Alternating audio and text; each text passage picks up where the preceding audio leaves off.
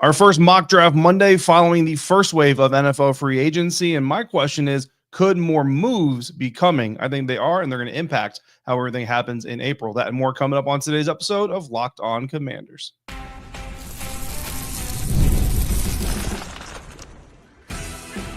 You are Locked On Commanders, your daily podcast on the Washington Commanders. Part of the Locked On Podcast Network, your team every day. And welcome inside today's episode of Locked On Commanders. I'm your host, David Harrison, here with you every Monday through Friday. Your friend, your eyes, your ears on the ground, covering the Washington Commanders for Sports Illustrated's CommanderGameDay.com. Also helping out with WUSA9.com's local coverage of the team. And I want to thank you for coming through for today's episode. In this episode, we will be discussing some of the things we heard from new left tackle Laremy Tunsil, his introductory press conference with us, the media here covering the team on Monday afternoon. And, of course, it is Mock Draft Monday. We're going to evaluate the moves made during the first wave of free agency by the Washington Commanders, reset the team's depth chart, reset the needs, and then, of course, we're going to have a little bit of fun in a mock draft where I think another move could be coming. Everydayers, thank you for coming through every single day. I know you already are, but for those of you who are not, please subscribe for free on YouTube or wherever you are listening to this episode right now. If you're new to the show, I want to thank you for finding the Locked On Commanders podcast. It's a daily podcast covering the Washington Commanders, all part of the Locked On Podcast Network, your team every day. Hopefully you like what you hear or see, and you come back again soon. Today's episode is brought to you by FanDuel. Right now, new customers can get $200 in bonus bets if your first $5 bet wins at FanDuel, America's #1 sportsbook. So make sure you go through and get that today or tomorrow or whenever you feel like going out there and doing it. It's going to be there for a little while. So first favorite wave of free agency is in the books. Typically, this is the wave where we see the biggest names come off the board. We see the biggest team changes, DK Metcalf trades, Laremy Tunsil trades, Deebo Samuel. Technically, the Deebo Samuel trade was agreed to before the first wave. Even the Laremy Tunsil trade actually was kind of before that first wave of free agency began. But you get the idea. This is when the NFL really kind of shifts the most. From here, might see some veterans released and then some new guys signed. A lot of teams get busy doing their re-signings like we've seen the Washington Commanders do. And so it's important to kind of keep everything a little bit flexible, right? And that's why we do this every day. That's why we continue to kind of go through and see what it is we're looking at with this team. It's a constant ebb and flow, a constant movement of the roster for 2025 for the Washington Commanders. So let's take a look at some of the moves that the Washington Commanders made in this first wave of free agency. So obviously traded for wide receiver Deebo Samuel from the San Francisco 49ers, a 5th-round pick headed to San Francisco in this year's draft for him. Traded for offensive tackle Laremy Tunsil. A host of draft picks are swapping hands here. The Washington Commanders getting one back this year and then giving away, a pick swap and then giving an additional pick and then 2 picks next year in that NFL draft also coming. But 2 impact players, wide receiver Deebo Samuel, obviously looked at as going to be a guy who's going to upgrade this receiver room for quarterback Jayden Daniels. And then Laremy Tunsil is a guy who's going to upgrade the protection for Jayden Daniels. And all of it is about helping your young quarterback on a rookie contract. So love the moves there. We met with Laremy Tunsil on Monday, have not yet met with Deebo Samuel, but that is coming in the coming days. Not sure exactly when that's going to happen just yet. New players signed to the roster, free agents that were with other teams last year, coming to Washington this year. Defensive lineman Eddie Goldman, safety Will Harris, guard Nate Herbig, cornerback Jonathan Jones, edge Jacob Martin, defensive lineman Javon Kinlaw, and edge Dietrich Wise Jr. A good little mixture here. Some guys who potentially have starter qualities, right? Will Harris could potentially be a starter. Jonathan Jones, certainly expect him to compete for a starting job. I think Javon Kinlaw, in the right situation, which we'll get into here in just a little bit, could potentially be competing for a starting job. Dietrich Wise Jr., also a guy who could do that. Eddie Goldman is a guy you look at, most likely a rotational player, heavy packages, run defense type of dude that you're probably going to see used in those situations. Re-signing. The Washington Commanders did re-sign a good amount of players from their 2024 roster. Tight end John Bates, certainly every day, as you're going to remember. He's a guy that, honestly, I thought his market was going to basically price him out of Washington, the opportunity to maybe go be a cemented number 2 tight end for an NFL franchise or compete for a potential number 1 job. I really thought might pull him away from Washington. I was happy as all get out that he came back and he's going to be part of this trio there with Ben Sinnott and Zach Ertz, and we'll see how that trio kind of works out. I feel like it's going to be Zach Ertz number one, and then Sinnott and John Bates kind of that one or that two and that 2A, depending on situations. Linebacker Nick Bellore coming back, special teams ace. You love having that special teams killer out there on the field. Wide receiver Noah Brown. He's the receiver of the, 5 free agent receivers from the Commanders 2024 roster. Noah Brown, every day, as you'll remember, Noah Brown is the guy that I've kind of always just been like, let's bring this guy back. I think he's kind of your second perimeter receiver outside of Terry McLaurin. Deebo Samuel, I don't know, man. I mean, Deebo's going to get starts, right? But like, is he your starting slot? Is he just your number 2 receiver? You know what I mean? Like, I think just the answer is yes. He's just a starting weapon on the offense, so to speak. So happy to see Noah Brown coming back. Defensive lineman Sheldon Day, another guy that I was kind of rallying for the team to bring back. Kind of thought maybe Javon Kinlaw, was one of these moves that might preclude him from coming back. But here he is coming back. Tight end Zach Ertz, we already talked about. Edge rusher Cleveland Farrell, a guy that I wasn't 100% certain would come back, didn't necessarily think would be back. And if some of these other moves and deals that the Commanders maybe tried to do on the edge might have panned out, maybe he wouldn't. But he is coming back. He's a good dude. So I'm happy to get back to see him as well. We'll talk about potential future impacts on his status within the team as well coming up. Kicker Zane Gonzalez, defensive lineman Jalen Holmes, another guy that I was a big advocate for, is coming back. Cornerback Noah Igbenogany will be coming back. Quarterback Marcus Mariota, one of my favorite dudes, coming back to the locker room. Running back Jeremy McNichols, receiver KJ Osborne, offensive lineman Trent Scott, the ultimate Commanders trivia question answer for the future, as the recipient of the first touchdown pass thrown by Jaden Daniels in his NFL career. Linebacker Bobby Wagner, of course, punter Tress Way, all re-signing deals. Defensive lineman Jonathan Allen released this offseason. And for me, when you look at these offensive and defensive reset kind of depth charts, right? I'm not going to go name by name here, but you kind of look at where the holes need to be fixed, right? And some of these depth chart projections are a little bit, they're projections. They're not, cemented or anything like that. Like right tackle Brandon Coleman. Look, there's some people who want to know, can he move into guard? Certainly could possibly move into guard. Right now, I'm penciling him in as a right tackle, probably a rotational deal with Andrew Wiley or a straight up competition while Andrew Wiley fills in for Sam Cosmi. Tyler Biadasz, Nick Allegretti, I think they come into camp as a starting interior lineman. I think Tyler Biadasz's job is pretty much cemented. Nick Allegretti, depending on what happens in the NFL draft and how Nate Herbig comes into this camp, could potentially be in competition. Laremy Tunsil, I think, is obviously your starting left tackle, right? You got 4 running backs coming back. That's interesting. Your receiver group looks pretty good. Tight end group looks pretty good. I still think your top 3 needs on offense are O-line number 1.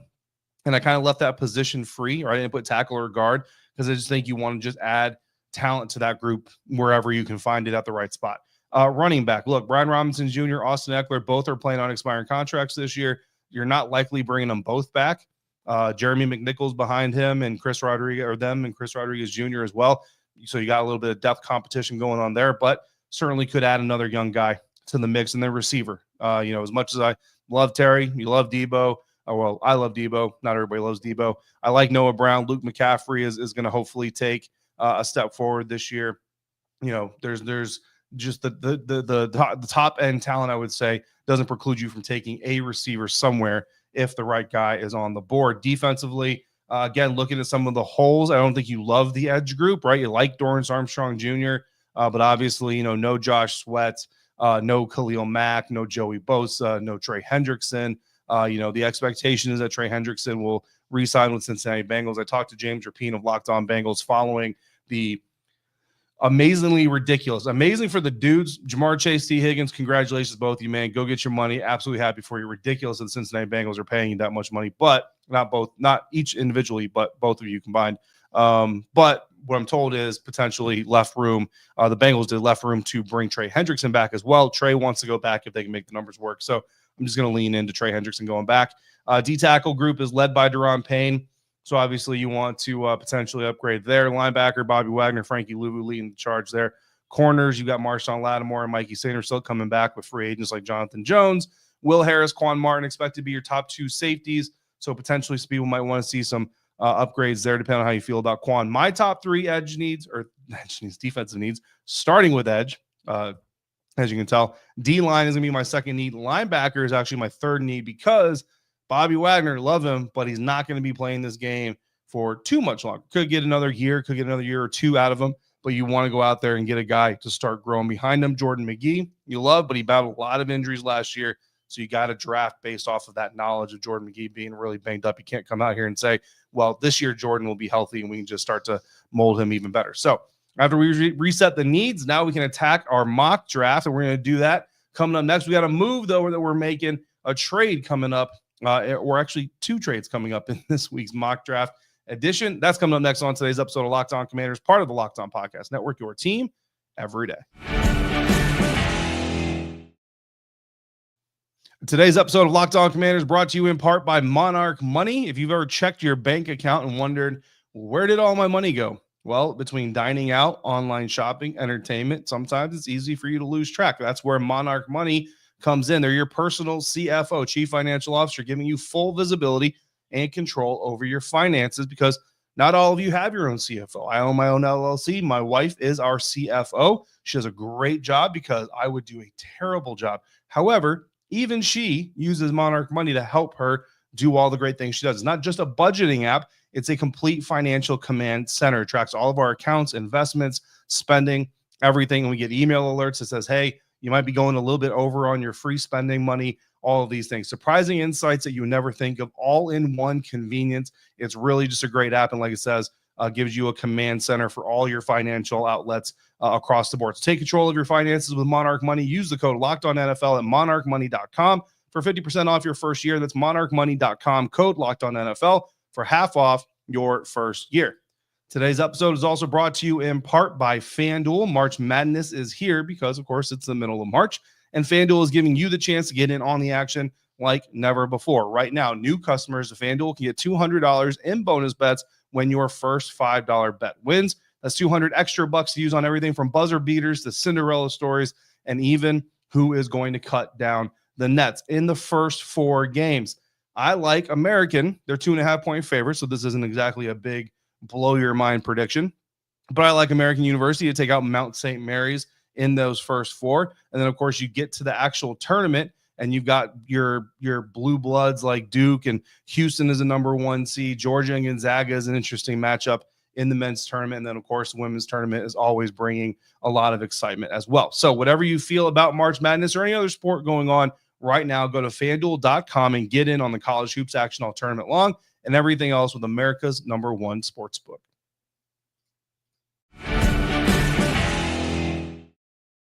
Continuing now today's episode of Locked On Commanders. It's Mock Draft Monday, our first mock draft following the first wave of free agency. We spent the first segment of the show resetting the depth chart, resetting the needs.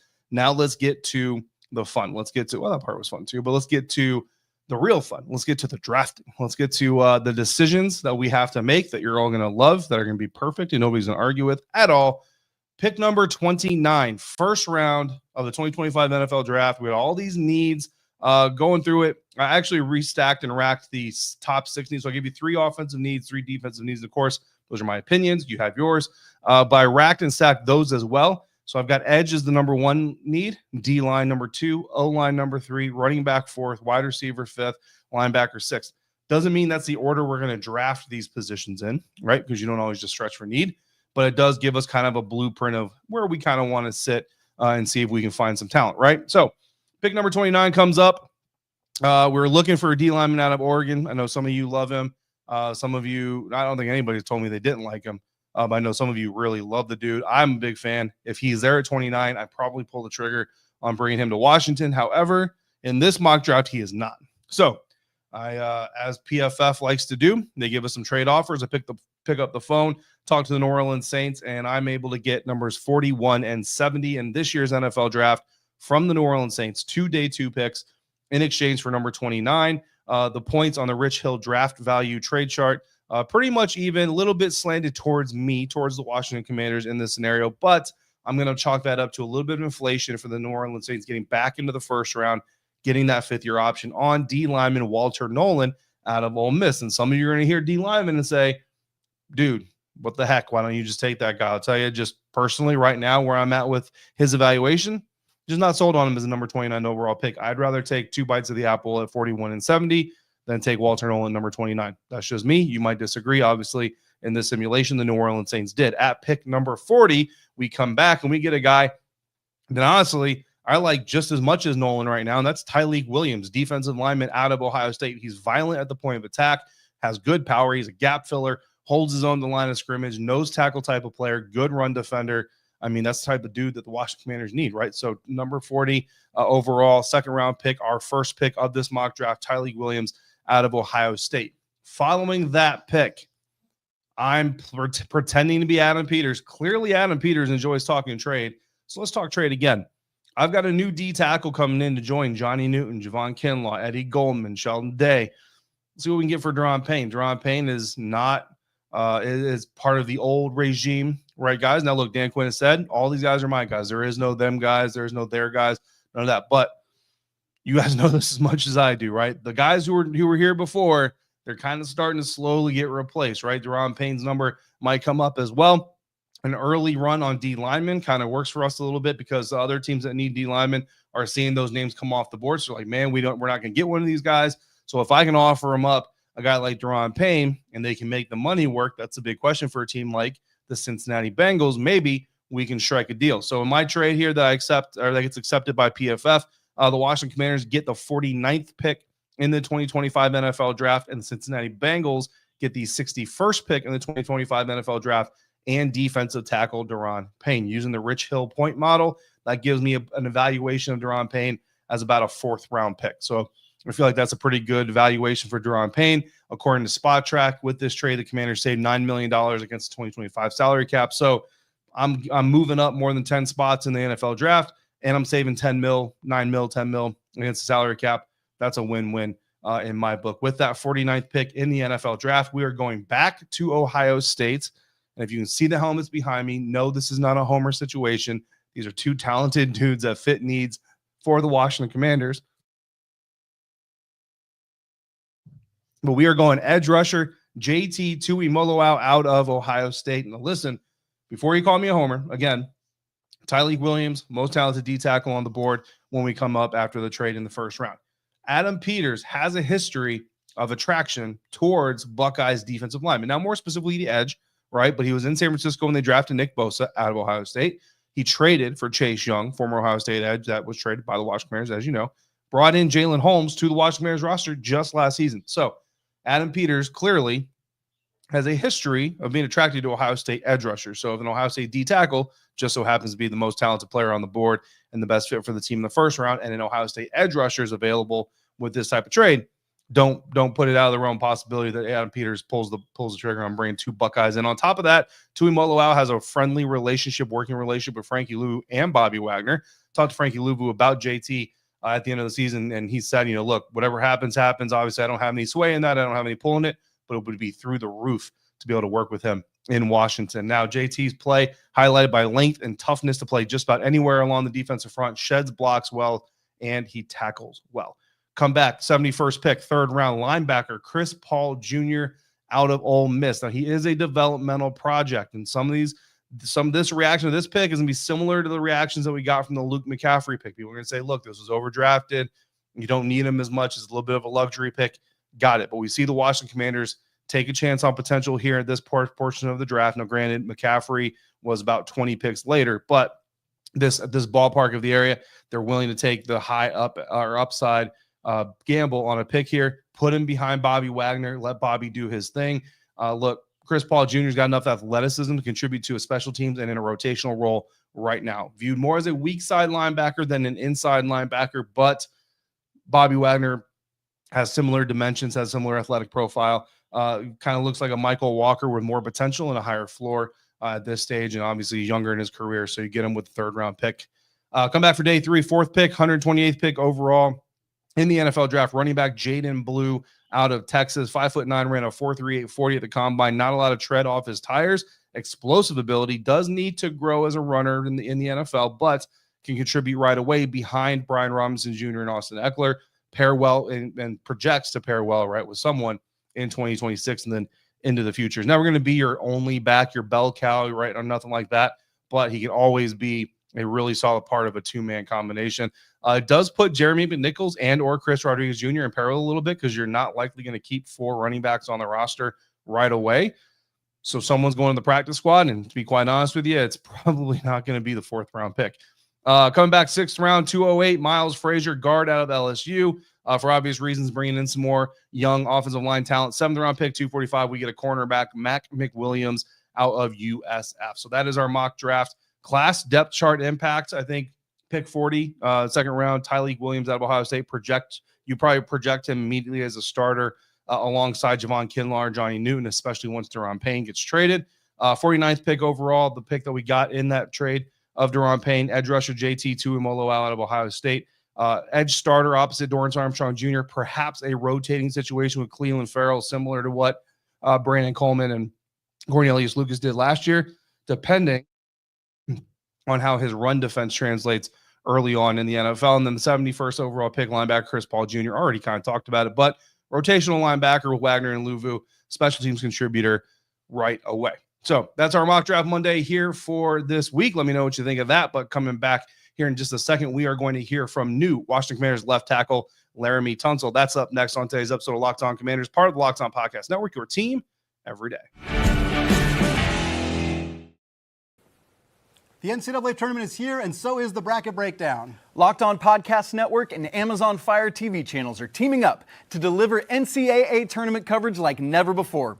Watch studio shows featuring former players and Locked On's local experts as they guide you through every upset, buzzer beater, and bracket matchup. Stream it all for free on Amazon Fire TV channel. Search Bracket Breakdown to see it all for free. It's your team every day.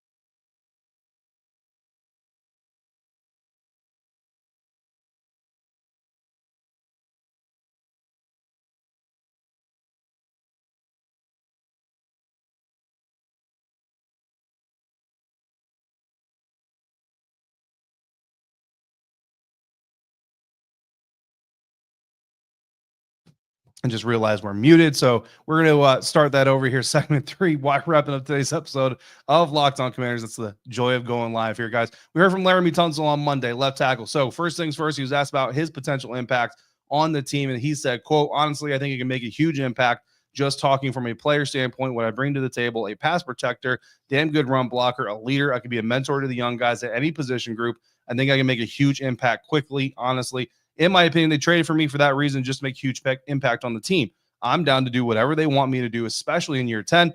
If they need me to play quarterback and back up Jaden Daniels, then I can do that. If they need a running back, whatever, end quote. And you love hearing that from Laremy Tunsil. And again, the way that he said it didn't sound like a pre-recorded political message, propaganda, whatever. It just straight up sounded like a dude who said, I'm here to do whatever the Washington Commanders need me to do to be successful. Kind of goes against what some Houston Texans fans thought, kind of goes against some of the concerns. I wouldn't say goes against it, but hopefully helps kind of soothe some of the concerns that some of the Commanders fans had from listening to Houston Texans fans. And I'll tell you, if you go to Locked On Texans, you hear Big Sarge, 19 false starts, obviously a problem. Got to work on that. Laremy mentioned that as well himself. But as far as like the attitude stuff and the leadership stuff, Big Sarge, Locked On Texans, says it's more so he just wasn't self-accountable to the media and to the public. And so as fans, you don't hear him being accountable. You don't hear him taking accountability for those things. And you feel like, well, he's just not accountable. And what you hear is he's arguing with the refs, he's arguing with coaches, or, arguing, blaming the coach, whatever. But everybody in the building says he's a supremely accountable guy. Big Sarge says he has many conversations with him on the beat there covering the Houston Texans, where he takes full accountability for his play, and the good and the bad.